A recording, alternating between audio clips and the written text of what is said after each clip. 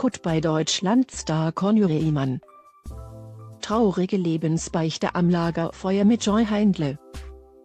Wir kennen ihn als knallharten Seemann, der immer einen lockeren Spruch auf den Lippen hat. Doch Conny Rehmann kann auch ganz weich sein.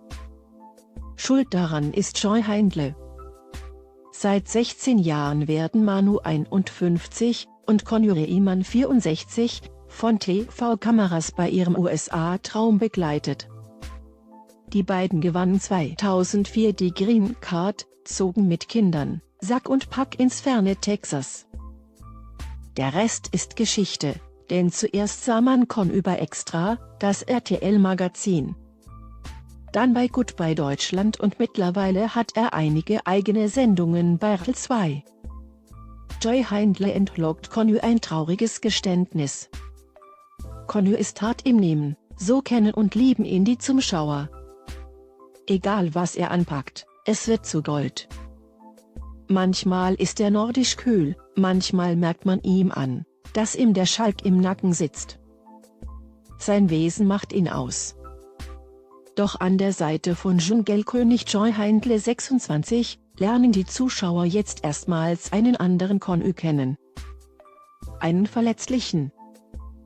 Übrigens, als Conny und Joy in die Wildnis zogen, hatte der Hawaii-Auswanderer noch einige Pfunde mehr auf den Rippen. Mittlerweile sind er und Frau Manu deutlich erschlankt. Schwere Kindheit, bei Conny und Joy. In der Sendung Conny Goes Wild spricht er erstmals über seine Kindheit.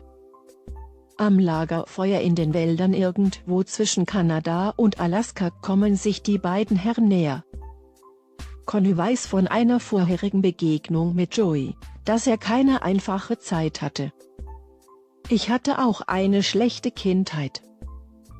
Deshalb habe ich mit dem Karate angefangen, so Conny, der auch Meister in dem Kampfsport war. Wieso er damit angefangen hat? Weil mein Stiefvater mich verprügelt hat. Es war keine schöne Kindheit. Der sonst so taffe Conny wird im Beisein des sensiblen Joy ganz weich. Mit 16 wurde er von zu Hause rausgeschmissen. Ich bin alleine gegangen.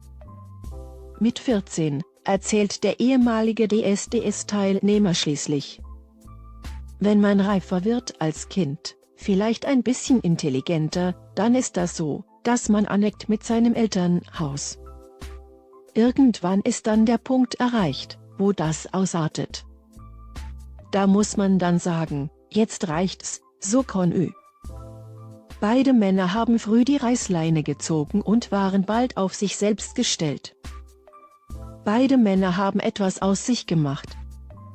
Sicherlich haben früher viele an ihnen gezweifelt, doch sie haben bewiesen, dass die harte Schule des Lebens ihnen nichts anhaben kann. Zwischen den beiden Männern hat es gefunkt. Conny und Joy haben sich jedenfalls nicht gesucht, aber gefunden. Über den Goodbye Deutschland-Auswanderer sagt Joy, ich gehe da richtig auf. Vielleicht weil er mir etwas gibt, was mir andere Menschen nicht gegeben haben. Mir kannst du ganz viele Menschen mit ans Lagerfeuer schicken, oder durch die Wildnis. Mit denen würde ich aber nicht so gut klarkommen wie mit Conny. Und der zweifache Vater Rehmann? Mit Joy kann man an und für sich viel Zeit verbringen. Manchmal ist es grenzwertig. Joy ist einer der liebenswürdigsten Menschen, die ich je kennengelernt habe.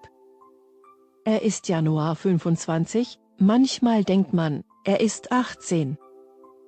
Bei Conny muss man nun mal zwischen den Zeilen lesen, Komplimente macht er eher versteckt. Aber Joy hat er definitiv ins Herz geschlossen.